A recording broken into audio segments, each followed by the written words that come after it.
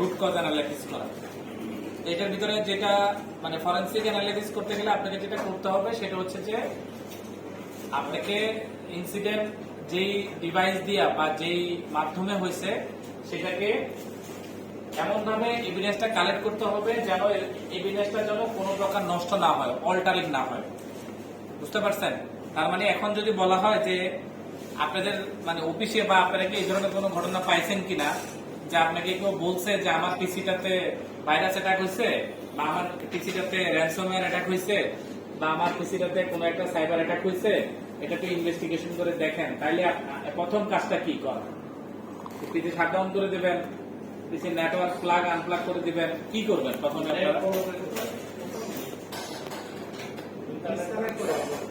প্রথমে হচ্ছে পিসি শাটডাউন করা যাবে না, কারণ পিসি যদি শাটডাউন করেন পিসির র্যামের যে ডাটা আছে সেটা হচ্ছে নন ভোলাটাইল ডাটা, সেটা হচ্ছে মানে ভোলাটাইল ডাটা, সেটা হচ্ছে যে পিসি পাওয়ার অফ করার সাথে সাথে পিসির ডাটাটা রিমুভ হয়ে যাবে, র্যামের ডাটাটা রিমুভ হয়ে যাবে। সো র্যামের ডাটা যেন রিমুভ না হয় সেজন্য প্রথমে আমাদের যেটা করতে হবে সেটা হচ্ছে যে পিসিটাকে নেটওয়ার্কের থেকে ডিসকানেক্ট করে দিবে। কেন নেটওয়ার্ক থেকে ডিসকানেক্ট করে দিতে হবে? এটার কারণ হচ্ছে যে আপনার পিসিতে হয়তো র্যানসমওয়্যার অ্যাটাক হয়েছে, এটার জন্য আপনার পিসি থেকে যেন অন্য কোনো পিসিতে যেন না ছড়ায়, সেজন্য আমাদের এই কাজটা করতে হবে। ঠিক আছে ভাইয়া? ওকে। তো এই জন্য কি করতে হবে? Do not harm two evidence, মানে যে এভিডেন্সটা আছে সেটা যেন কোনোভাবেই যেন অল্টার না করা হয় বা ছড়াই না করে, স্প্রেড না করে, সেজন্য প্রথমে আপনাকে এটা মাথায় রাখতে হবে। 2 নম্বর যেটা সেটা হচ্ছে ফুল ডকুমেন্টেশন।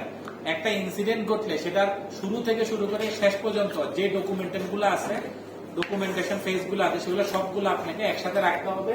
3 নম্বর হচ্ছে চেইন অফ কাস্টডি, 4 নম্বর হচ্ছে কনফিডেন্স। চেইন অফ কাস্টডি জিনিসটা হচ্ছে যে একটা মনে করেন একটা জায়গা থেকে একটা লগ, পুলিশ এই লগটা কালেক্ট করলো, পুলিশ এই ডাটাটা কালেক্ট করলো, কালেক্ট করার পরে সেটাকে সিল করতে হয়। কত তারিখে কালেক্ট করছেন, উইটনেসদের সিগনেচার নিতে হয়, কি কি কালেক্ট করছেন সবগুলোকে একটা মানে একটা অন্যরকম একটা খামের ভিতর তারা ঢুকায় রাখে, ঢুকায় এটা তারা পুলিশ স্টেশনে নিয়ে যায়। স্টেশনে নিয়ে যাওয়ার পরে তারা আবার ওইখানে লগবুক মেনটেন করবে, তারপর সেটাকে ইনভেস্টিগেশন যারা করবে তারা আবার সেই লগবুকে সিগনেচার করে সেটা নিয়ে আসবে, সেটার একটা কপি বানাবে, কপি বানাইয়া অরিজিনাল কপিটা ফেরত দিবে, সেই কপির উপরে তারা করবে। এই যে এই প্রসেসটা, এটা হচ্ছে chain of custody, maintain the clear ownership and handling the record, এটা হচ্ছে চেইন অফ কাস্টডি। আর 4 নম্বর হচ্ছে কম্পিটেন্ট, যেটা বাংলাদেশের খুবই অভাব, সেটা হচ্ছে যে যারা এই কাজগুলা করবে তারা অবশ্যই ট্রেন পার্সোনাল হইতে হবে। এখন আমাদের দেশে ট্রেন পার্সোনালের সংখ্যা খুবই কম। আমরা যদি মানে আপনাদের যদি এমন হয়, যেমন গত ক্লাসে আমার এক বন্ধু ছিল মুইন, সে আমাকে যেটা বলতেছে সেটা হচ্ছে যে ওর মনে হয় প্রধানমন্ত্রী, ও আগে প্রাইম মিনিস্টার অফিসে ছিল, ওখানে কোন এক উপদেষ্টার পিএস এর হচ্ছে যে একটা কম্পিউটার নষ্ট হয়েছে, তো এইটা দেখা গেলতে আনার জন্য সে আয়না দিছে, সার্টকে দিছে, এই বিল্ডিং এ সার্টকে দিছে, সার্ট 3 মাস পরেও পিসিটাকে ঠিক করতে পারে না, তারা রুট কজ অ্যানালাইসিস করতে পারে না। তো মেইনলি যেটা দরকার সেটা হচ্ছে ট্রেন পার্সোনাল থাকতে হবে। এইটার অভাবে আপনি ইনভেস্টিগেশন গুলা মানে ডিজিটাল মানে ইনভেস্টিগেশন গুলা সফলতার মুখ দেখে না। এই একটা অংশ কারণ আমার কাছে সব আছে, কিন্তু আমার ট্রেন পার্সোনালের কারণে আমার ইনভেস্টিগেশনটা সফলভাবে হয় না। তো আপনি যে কোনো একটা স্টেপ বাদ গেলে আপনার ইনভেস্টিগেশন সফল হবে না। বুঝতে পারছেন? ওকে, এই 4টা হচ্ছে মেইন পার্ট। আচ্ছা, এবার ফরেনসিক অ্যানালাইসিস তো গেল, এই দিস আর দ্য ফ্রেমওয়ার্ক। এটা হচ্ছে ফ্রেমওয়ার্ক বলতে বোঝাচ্ছে ইন্টারন্যাশনাল স্ট্যান্ডার্ড কিভাবে বলে যে আসলে একটা ফরেনসিক ইনভেস্টিগেশন আপনি কিভাবে করবেন। এটা বেশ কিছু ফ্রেমওয়ার্ক আছে, এনআইএসটি ফ্রেমওয়ার্কটা খুব পৃথিবীব্যাপী খুব বেশি চলে, তো এটাকে নিয়ে আমরা একটু দেখব।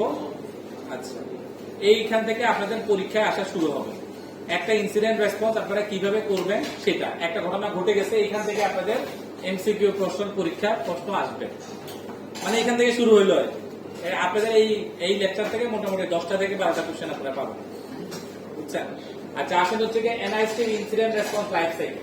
ইনসিডেন্ট রেসপন্স লাইফ সাইকেল বলতে কি বোঝায়? একটা ইনসিডেন্ট ঘটে গেছে, এখন ইনসিডেন্ট বলতে কি বোঝায়? যে কোনো একটা ঘটনাকে আমরা ইনসিডেন্ট বলি। যেমন আপনি রিক্সায় চড়তেছেন, রিক্সাতে পড়ে গেছেন, এটা একটা ইনসিডেন্ট। আপনি সিঁড়ি দিয়ে পড়ে গেছেন, এটা একটা ইনসিডেন্ট। এখন আমাদের তো আর ওই ধরনের ইনসিডেন্ট নিয়ে কাজ করি না, আমরা কাজ করি হচ্ছে ফরেনসিক। হ্যাঁ, ওটা ইনসিডেন্ট না অ্যাক্সিডেন্ট? না, অ্যাক্সিডেন্ট তো আপনার ক্ষেত্রে বলবেন, মানে এটা আমাদের ভাষা হচ্ছে একটা ইনসিডেন্ট। যে কোনো একটা ঘটনায় হচ্ছে একটা ইনসিডেন্ট, একটা ঘটনা ঘটছে। এখন ওই ঘটনাটা ঘটার পরে ওই ঘটনাটা যদি আপনাকে শারীরিকভাবে আহত করে, তাহলে তখন এটা হয়ে যাবে প্রবলেম। বুঝতে পারছেন? বা অ্যাক্সিডেন্ট আপনি যেটাকে বলতে পারেন। তা আমাদের কাজ হচ্ছে কি ডিজিটাল যেসব ডাটা নিয়ে আমরা কাজ করব, ডিজিটাল ইকুইপমেন্টে যেটা কাজ করব, সেটাতে এনআইএসটি একটা প্রসেসর। প্রথমে হচ্ছে আপনাকে প্রিপারেশন নিতে হবে। প্রিপারেশন কিভাবে নিবেন, এটার জন্য আপনাকে একটা পলিসি থাকতে হবে, একটা পলিসি। এখন পলিসিতে বলা থাকবে যে একটা ইনসিডেন্ট যদি ঘটে আপনি কিভাবে কাজটা করবেন, কি কি করবেন। এখন বলেন আপনার বাসায় যদি ইনসিডেন্ট মানে যে কোনো জায়গায় একটা ইনসিডেন্ট ঘটে, আমরা কি করি বলেন দেখি, কি করেন আপনি? আপনার কম্পিউটারে ভাইরাস অ্যাটাক হয়েছে, আপনি কি করবেন? স্ক্যান করব, স্ক্যান করবেন। কেন স্ক্যান করবেন? ভাইরাসটা ধরার করে এই যে স্ক্যান করবেন, এইটা কোনো একটা জায়গায় ডকুমেন্টেড লেখা থাকতে হবে, দ্যাট ইজ কল পলিসি। মানে আপনার যদি একটা ইনসিডেন্ট ঘটে, আপনি যেটা চলে গেছেন সেটা হচ্ছে কি আপনি 3 নম্বর ফেজে চলে গেছেন বা 2 নম্বর ফেজে চলে গেছেন। প্রথমে আপনাকে যেটা করতে হবে,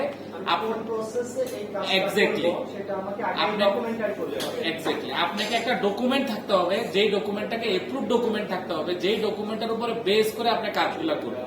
এখন আপনি বলবেন স্ক্যান করবেন, তা আমি বলবো আপনি স্ক্যান কেন করবেন? আপনি স্ক্যান করলে আপনি কোন টুল দিয়ে স্ক্যান করবেন, তাকে দিয়ে স্ক্যান করাবেন, কি দেখলে বুঝবেন যে আমারটাতে ইনফেক্টেড হয়েছে কি হয় নাই। এইটা প্রথমে একটা ডকুমেন্টেশন থাকতে হবে, সেই ডকুমেন্টেশনটা হচ্ছে একটা পলিসি থাকতে হবে। এবং এই যে একটা পলিসি আছে, সেই পলিসিটা সবার কাছে ছড়াই দিতে হবে। তার মানে আপনাদের সবাইকে ট্রেনিং করাইতে হবে, বুঝতে পারছেন? তো প্রথম লাগবে কিন্তু আপনার পলিসি এবং ট্রেনিং লাগবে। এখন এই ট্রেনিং, এখন আপনি পলিসি দিচ্ছে, ট্রেনিং করতে গেলে কি করতে হবে? আপনাকে কমিউনিকেশন করতে হবে, আপনাকে সবাইকে জানাইতে হবে। এমন মনে করেন যে আমি আপনাকে বলি, আমাদের দেশে বিশেষ করে আপনাদের গভর্নমেন্ট সেক্টরের কথা আমি বলি, আমাদের গভর্নমেন্ট সেক্টর যেভাবে ন্যাশনাল সার্কুলার গুলো সার্কুলেট করে, ওইটা কিন্তু আসলে আমার কাছে ব্যক্তিগতভাবে মনে হয় যে এটা এফেক্টিভ হয় না। আপনি দেখেন ডোনাল্ড ট্রাম্প যখন সব দেশের উপরে শুল্ক আরোপ করে, এটা আমরা কিভাবে জানছেন? আপনি দেখবে যে টুইটারে লিখে দেয়, দেখছেন আপনারা? ভারতের উপরে সে যখন 50% মানে ইম্পোজ করলো, এটা সে কোথায় লিখে দিল? টুইটারে। নরেন্দ্র মোদী যাচ্ছে হচ্ছে পুতিনের সাথে দেখা করতে, এটা সে টুইটারে সে কমেন্ট করতেছে, নরেন্দ্র মোদী আমার কাছে না এসে সে পুতিনের কাছে যাচ্ছে। দেখছেন আপনারা এইসব কমেন্ট গুলো?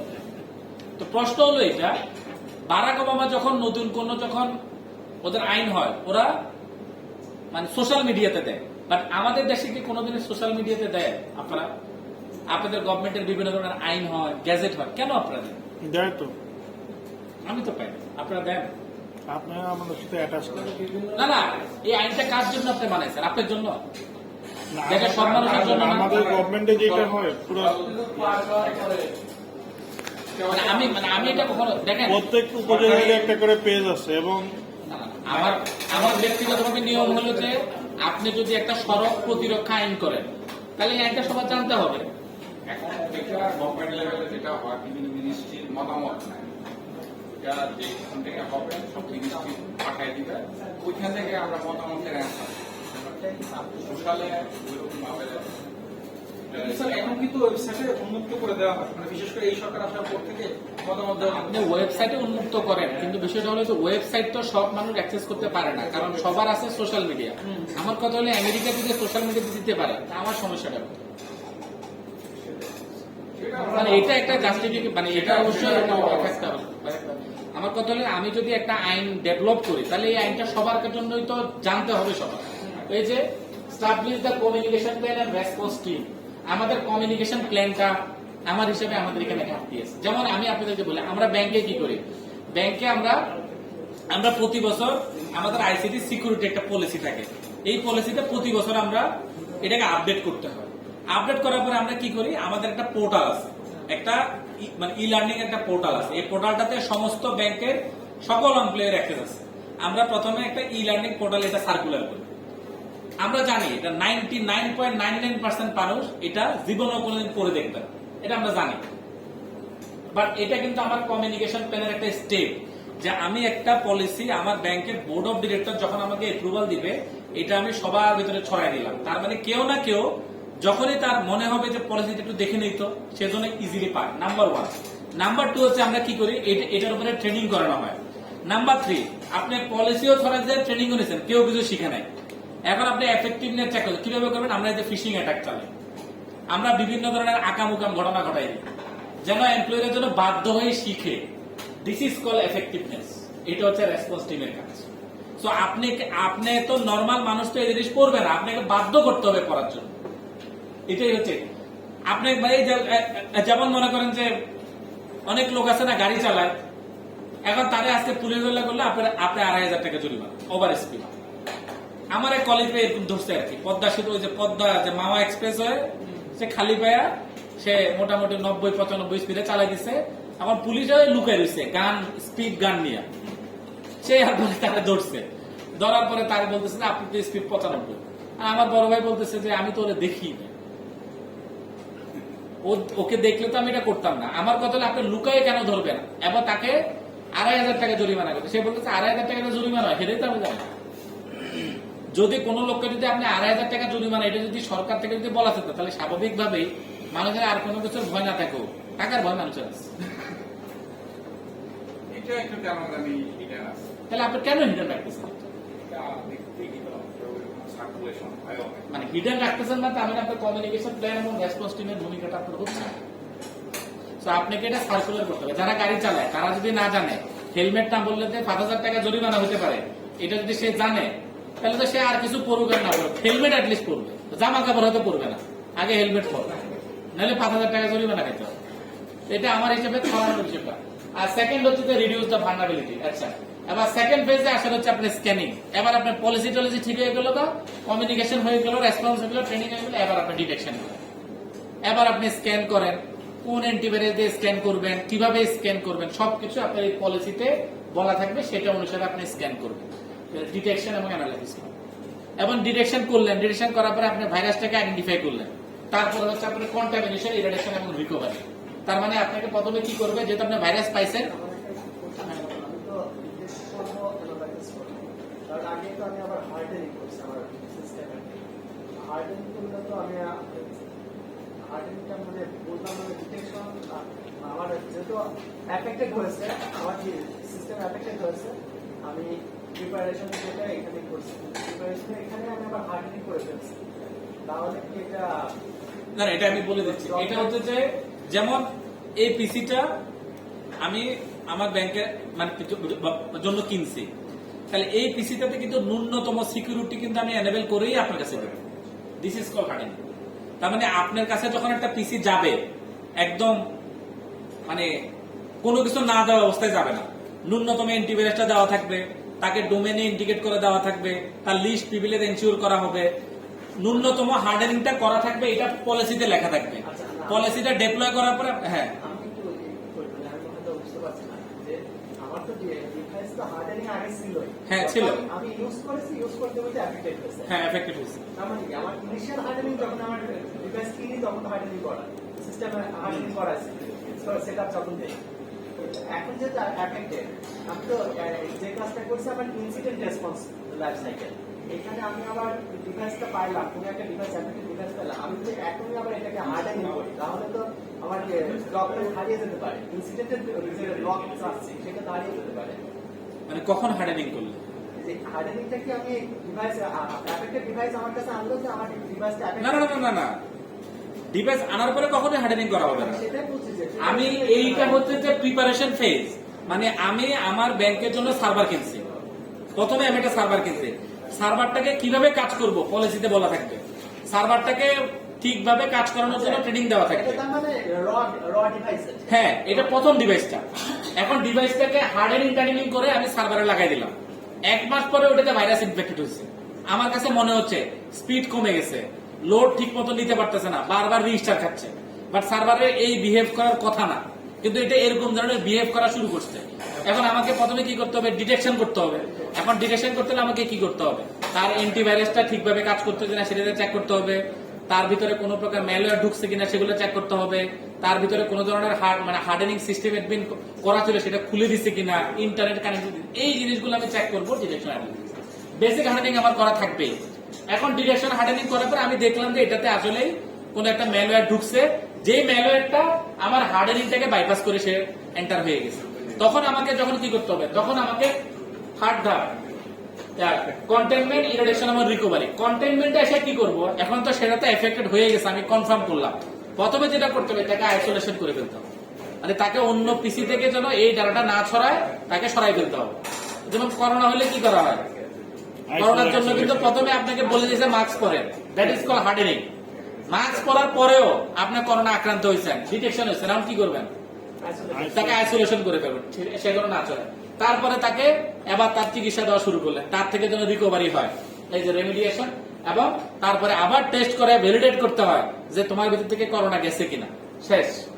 এখন এই যে কন্ট্রিবিউশন হলো এইখান থেকে এখন আছে পোস্ট ইনফেক্টেড, যেটা হচ্ছে সবচেয়ে ভেরি ইম্পর্টেন্ট। সেটা হচ্ছে এই যে লোকটা যে এফেক্টেড হলো, তাহলে সে একটা লার্নিং করছে, এই লার্নিংটা সে এবং তার পরবর্তীতে আর কেউ যেন লোক এফেক্টেড না হয় তার জন্য তাকে লেসন লার্ন প্র্যাকটিস করাইতে হবে, যে আমার কেন হয়েছিল, আমি কিভাবে মুক্তি পাইছি, এই যে একটা তার অভিজ্ঞতা, এটা তাকে জানাইতে হবে, সবার ভিতরে ছড়াই দিতে। That is call lesson learn. বুঝা গেছে? এই হচ্ছে টোটাল এনআইএসটি 4টা ফ্রেমওয়ার্ক। এখান থেকে আপনাদের প্রশ্ন আসবে, এমসিকিউতে প্রশ্ন আসবে। বিশেষ করে এই প্রশ্নটা আসতে পারে যে কোন স্টেজে এসে সিস্টেমকে আইসোলেট করতে হয়। সেক্টরের নাম দেওয়া থাকবে, আপনারা লিখে দিবেন কন্টামিনেশন বা ইরাডিকেশন। ঠিক আছে? হ্যাঁ, আচ্ছা, এক পেয়ে গেছেন।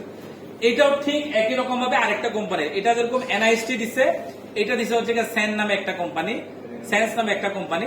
এটারও ঠিক একই সিস্টেম, প্রিপারেশন, অ্যান্টিভেশন, শুধু নাম চেঞ্জ করা হচ্ছে, but step all are same. আচ্ছা, এইটা হচ্ছে মাইটার অ্যাটাক। এতক্ষণ আমরা আইডেন্টিফাই করছি। এখন হচ্ছে যে এই মাইটারটা হচ্ছে একটা টেকনোলজি, একটা অ্যাটাক ফ্রেমওয়ার্ক। এটা দিয়ে হচ্ছে কি অ্যাটাকাররা অ্যাটাক করে। এটা তো কিন্তু দুই পার্টি ইউজ করে, পুলিশ ইউজ করে অ্যাটাকারকে কিভাবে থামাবো, আর অ্যাটাকার ইউজ করে আমি কিভাবে পুলিশকে বাইপাস করে অ্যাটাক করব। মানে এটা কিন্তু দুইজনের, this is an open framework, সবাই এটা ইউজ করতে পারে। এটা হচ্ছে যে মানে আপনি একটা জায়গায় কিভাবে অ্যাটাক করবেন, ওইটার একটা ফ্রেমওয়ার্ক এনআইএসটি ডেভেলপ করে দিয়েছে, that is call mightier attack. So mightier অ্যাটাকের ভিতরে কি থাকে? টেকটিক্স থাকে, টেকনিক থাকে এবং সাব টেকনিক থাকে। আসেন এবার আমরা আস্তে আস্তে দেখি। প্রথমে হচ্ছে কি টেকটিক্স। টেকটিক্স মানে কি? কিভাবে করবেন, কিভাবে করবেন, কিভাবে করবেন। Initial access, execution, persistent, privilege escalation, defence exploration, এগুলা করে আপনি টেকটিক্স ডেভেলপ করবেন, যে আমি ওই জায়গাটার ভিতরে ঢুকবুটা কেমন, কি ফুটা থাকলে, কি উইকনেস থাকলে আমি এখানে ঢুকতে পারবো। তো প্রথমে হচ্ছে আপনার এই টেকটিক্স, তারপর হচ্ছে টেকনিক। আপনি চিন্তা করে দেখেন এই জায়গার ভিতরে যদি ঢুকতে হয় তাহলে আমাকে দরজা ভেঙে ঢুকতে হবে। তারপরে টেকনিক কি দিয়ে দরজাটা ভাঙতেন, কি পাওয়ার শেল দিয়া, নাকি শিডিউল টাস্ক দিয়া, নাকি ফিশিং অ্যাটাক করে, কিভাবে আপনি ওইখানে ঢুকবেন, দ্যাট ইজ কল্ড টেকনিক। ঢুকে গেলেন, এরপরে থেকে sub technique, regularly variant change করবেন, পাওয়ার শেল দিয়ে বিভিন্ন ধরনের কমান্ড চেঞ্জ করবেন, দ্যাট ইজ কল্ড টেকনিক। এবং লাস্টে হচ্ছে ম্যাপিং করবেন, কোন স্তরের সাথে কোন স্তর। এখান থেকে টেকনিক, ট্যাকটিক, সাব টেকনিক এবং বিশেষ করে টেকনিক এবং ট্যাকটিক্স থেকে মিনিমাম 1-2টা কোশ্চেন আপনারা পাবেন পরীক্ষায়, বুঝছেন? ট্যাকটিক্সটা হচ্ছে কি হাই লেভেল স্টেজ, মানে আমি কোন দুর্বলতার উপরে বেস করে এটাকে অ্যাটাক করব সেটা ঠিক করা। দুর্বলতা যখন পেয়ে যাবেন, তারপর হচ্ছে টেকনিক, কোন টেকনিক ইউজ করে সেই দুর্বলতাকে এক্সপ্লয়েট করবেন। মানে টেকনিক কিভাবে দিলেন, আপনি এখান থেকে গেলেন, আপনি দেখলেন যে এইখানকার ভিতরে দুজন আনসারটাকে সারাদিন ঘুমায়, ভালনারেবিলিটি পেয়ে গেছেন, এবার যখন ঘুমায় তখন চুপ করে ঢুকে পড়বেন, দ্যাট ইজ কল্ড টেকনিক। এমন টেকনিক হতে পারে আপনি ফিশিং অ্যাটাক চালাতে পারেন, পাওয়ার শেল স্ক্রিপ্ট দিয়ে দিতে পারেন, একটা ইউজার ক্রিয়েট করে দিতে পারেন, শিডিউল টাস্কের মাধ্যমে দিতে পারেন, এটা হচ্ছে আপনার টেকনিক। ঠিক আছে ভাইয়া? এরপর হচ্ছে কি থ্রেট মডেলিং। থ্রেট মডেলিংটা দেখাই দিচ্ছি, ম্যাপিং, ডিটেকশন ইঞ্জিনিয়ারিং, সক কভারেজ, রিপোর্টিং এবং ইন্টেলিজেন্স। এবার আসলে হচ্ছে এইটা, এখান থেকে স্ট্রাইক থেকে একটা কোশ্চেন আসবে, আপনাকে জিজ্ঞেস করবে এই যে স্ট্রাইক লেখাটা আছে, এই স্ট্রাইক লেখাটা হচ্ছে একটা থ্রেট মডেলিং, একটা মেথোডোলজি, যেটা হচ্ছে গিয়া মাইটার এটাকে টেকনিক হিসাবে কাজ করা হয়। এই স্ট্রাইকটা আবিষ্কার করছে হচ্ছে গিয়া মাইক্রোসফট। প্রশ্ন হচ্ছে এই স্ট্রাইকের ই মানে কি জিজ্ঞেস করবে। এই যে স্ট্রাইক লেখাটা আছে না, এটা ই বলতে কি বোঝায়, ডি বলতে কি বোঝায়, এখানে সবগুলো দেওয়া নাই, দেওয়া উচিত ছিল। আপনারা লিখে ফেলেন, এস দিয়ে বোঝাচ্ছে হচ্ছে স্পুফিং, টি দিয়ে হচ্ছে টেম্পারিং, আর দিয়ে হচ্ছে রেপুডিয়েশন,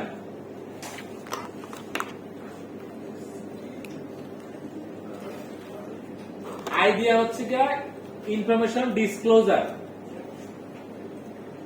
ডি দিয়ে হচ্ছে ডস অ্যাটাক আর ই দিয়ে হচ্ছে প্রিভিলেজ এসকেলেশন। এখান থেকে একটা বা দুটা কোশ্চেন আসবে, এটা মিনিং জানতে চাইবে আপনার। ই দিয়ে হচ্ছে প্রিভিলেজ এসকেলেশন, মানে ছোট ইউজার দিয়ে আপনি লগ ইন করছেন, আপনি বড় ইউজারে ট্রান্সফার করবেন।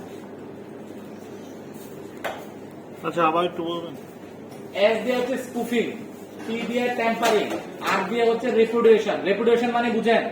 মানে যেটা চেঞ্জ হবে না, মানে চেঞ্জ না, সরি, রেপুটেশন মানে হচ্ছে নন রেপুটেশন বুঝছেন? নন রেপুটেশন, হ্যাঁ, তাহলে রেপুটেশন কি ডিনাই করতে পারে।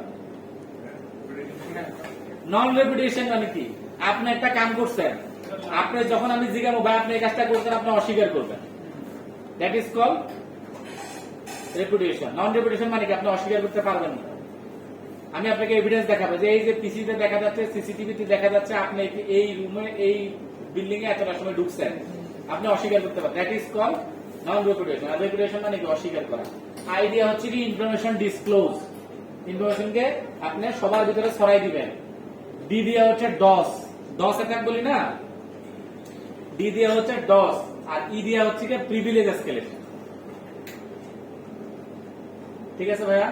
এরপর আরেকটা মেথডোলজি যেটা হচ্ছে পাস্তা, এটা থেকে কোশ্চেন আসবে না, তারপরে বলি এই পাস্তা মানে ওই আমরা যে পাস্তা খাই ওটা নাকি।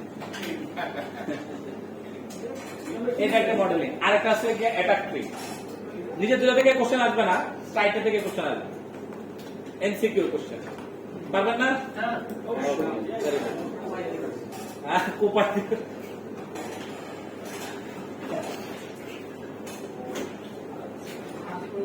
আমি আপনাদেরকে পরীক্ষা দেওয়ার একটা টেকনিক বলে দিই। প্রথমে দুইজন আপনাদের ভিতরে যারা ভালো পারেন, প্রথমে 2-3 জন পরীক্ষা দিবেন, দিলে সবার প্রশ্নই সেম দিয়ে, আর বাকিরা সবাই একটু দেখবেন আশেপাশ থেকে কিভাবে দেয়, কি কি কোশ্চেনের আনসার দিলে বাকিরা সবাই এমনি মেরে দেবে।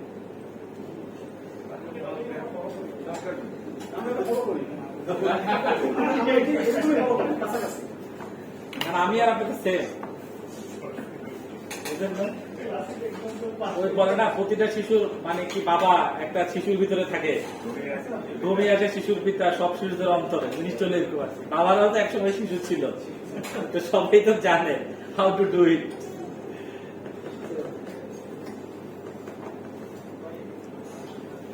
আচ্ছা, তারপরে আসবে হচ্ছে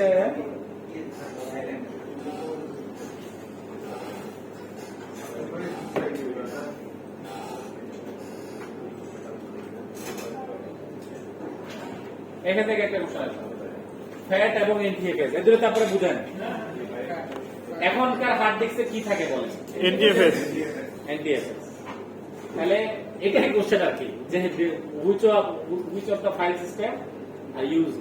এখন আপনি কি ধরনের ফাইল সিস্টেম আমরা ইউজ করি? আমরা হচ্ছে এনটিএফএস ইউজ করি। ফ্যাট আমরা ইউনিভার্সিটিতে যখন পড়তাম তখন চলতো, হ্যাঁ, বাট এখন এনটিএফএস সব। আসলে হচ্ছে নেটওয়ার্ক ফরেনসিক আসছে, হ্যাঁ, নতুন আসছে। ফাইল সিস্টেম বলতে মানে এখানে আসলে এই পেন ড্রাইভে যে আমরা কনভার্ট করার সময় ফাইল সিস্টেম, হ্যাঁ, এটা আসলে জিনিসটা কি স্যার? মানে এটা হচ্ছে টেকনোলজি। দেখেন, ফ্যাট হচ্ছে একটা টেকনোলজি আর এনটিএফএস হচ্ছে একটা টেকনোলজি। ফ্যাটের ভিতরে কিছু সমস্যা ছিল, যেটা ছিল যে আপনি একটা ফাইল ট্রান্সফার করবেন যার সাইজ 10 জিবি, যাবে না। সে বলবে যে তোমার এই ফাইল সিস্টেমে আমি এত বড় ডাটা একবার লোড করব, আপনি এনটিএফএস এ দেন 1 টিবি ট্রান্সফার হয়ে যাবে। তারপর আসেন ফ্যাটে। ফ্যাটে হচ্ছে কি বিট ওয়াইজ ভাগ করা, টেবিল ওয়াইজ ডাটা ভাগ করা। কিন্তু ওই যে এনটিএফএস এ কিন্তু এই ফ্যাটে দেন, এনটিএফএস হচ্ছে কি আপনি যেখানে জায়গা পাবেন এখানে রেখে দিন। ফ্যাটের ভিতরে যদি কোনো একটা হার্ড ডিস্কের ভিতরে কোনো একটা জায়গায় ব্যাড সেক্টর পড়ে, দেখবেন আর কাজ করে না। যেটাগুলো মেমোরিতে রাখে আছে টেবিল ওয়াইজ, টেবিলের লেন্থ বেশি হয়ে গেলে পরে ড্রপে চলে যাবে। আর ইন্টারফেসে যত বড় ডাটা আসুক না কেন, ওটা একটা সিগন্যাল আকারে। যেমন আমরা যখন ইউনিভার্সিটিতে পড়তাম, মানে আমাদের অনেকেরই শুনতাম যে হার্ড ডিস্কের ব্যাড সেক্টর, ওই হার্ড ডিস্ক শেষ। কিন্তু এনটিএফএস এ কিন্তু যদি কোনো একটা ব্যাড সেক্টর পড়ে, এটা ওয়েল দেওয়ার সময় আপনি যদি ওই ব্যাড সেক্টরটাকে চাইলে আপনি একটা সাইডে নিয়ে আসতে পারেন, তাকে কোয়ারেন্টাইন করে ফেলতে পারেন। যেন সে অন্য জায়গায় না যায়, কিন্তু হার্ড ডিস্ক ইজ ওয়ার্কেবল। এই জন্য এখন সবাই NTFS ইউজ করে। এখন তো সবাই NB RAM ট্যাম কত কিছু আসছে ভাই। এটা করা যাবে, হ্যাঁ? এটা করা যাবে। না ফ্যাট তো চাইলে করতে পারে, চাইলে- মানে লেগেসি সিস্টেম আছে। এখন তো এই যে ফ্লপি ডিস্ক, তো এখন আমরা যখন ইউনিভার্সিটিতে করতাম তখন ফ্লপি ডিস্ক মানে সিপিইউ তে ছিল, কিন্তু ডিস্ক আর ছিল না। মানে ওই যে ডিস্কটা ছিল ওটা ছিল না আর কি। ডিভিডি ছিল। হ্যাঁ চেম্বারটা আমরা চেম্বারটা দেখছি, ছিল। কিন্তু ফ্লপি ডিস্ক কখনো লাগাইনি। সেটা দেখতে গেলে স্যার জিনিসটা কি আপনি আমার কিছু বলবেন? Floppy disk দিয়ে তো Floppy আমরা disk- assignment দিতাম। হ্যাঁ চাই এটা খুবই কম জায়গা থাকতো, এই মনে করেন 10 MB নেটে সার্চ দেন দেখতে পাবেন।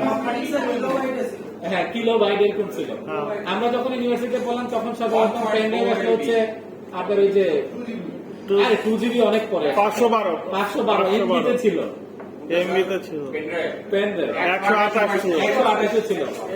তখন আমাদের ভার্সিটিতে এক ভাই ছিল, সবুজ ভাই, ও চিনে, আমাদের কম্পিউটার সায়েন্সে পড়তো, ফার্স্ট ক্লাস ফার্স্ট ছিল। উনি গেল মালয়েশিয়া, মানে ইউনিভার্সিটির একটা মানে ফার্স্ট ক্লাস ফার্স্ট কি একটা সম্বোধনের জন্য মালয়েশিয়া নিয়ে গেছে।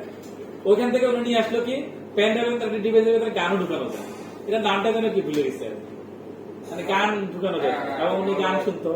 মানে এটার জন্য মানে আমরা অনেকে তার রুমে গেছি ভাই জিনিসটা কি দেখার জন্য। মানে পেন ড্রাইভে কেনার সামর্থ্য আমাদের ছিল না। হ্যাঁ দেখছি এই জিনিসটা।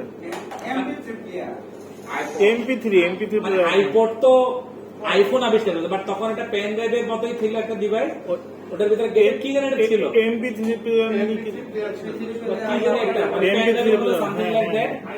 ওটাতে না আইপড তো ভাই অনেক পরে। MP3 প্লেয়ার হ্যাঁ, ছিল। মেমরি কার্ড ছিল। না না এটা ক্যাম্পাসের মধ্যে এই যে নাম্বার আর এখন তো আপনাদেরকে গিফট করছে পেন ড্রাইভ কত জিবি জানেন? 64 64 দেখেন এখন কমই চাই- করছে স্যার 128 দেখছেন এখন হ্যাঁ, এক সময় 128 MB ইউজ করছে, আর এখন 100 পেন ড্রাইভ না দিয়ে সব পোর্টেবল হার্ড হার্ড ডিস্ক গুলো অনেক ছোট ছিল, যা কি একটা অবস্থা এখন। আমাদের 32GB হার্ড ডিস্ক ছিল প্রথম কম্পিউটারে। আর এখন ছেলে হলে গেছে ওগুলো বললেন, হ্যাঁ তোমরা কি বুড়া সব মাথা তারা আমি নিজে যখন গেম খেললাম তখন ফ্লপি ডিস্কের এবার হচ্ছে নেটওয়ার্ক ফরেন্সিক। এই নেটওয়ার্ক ফরেন্সিক জানতে গেলে আপনাদের একটা ওয়াইড সাইড সম্বন্ধে জানতে হবে। তো আপনি কি ওয়াইড দেখাইছেন? একটু দেখাচ্ছি স্যার সবাই জানে। সবাই জানে স্যার। আপনারা ট্রাফিক মনিটরিং করতে পারেন? আমাকে একটু দেখাই দেন, কনফিউশন আছে মনে হচ্ছে। দেখি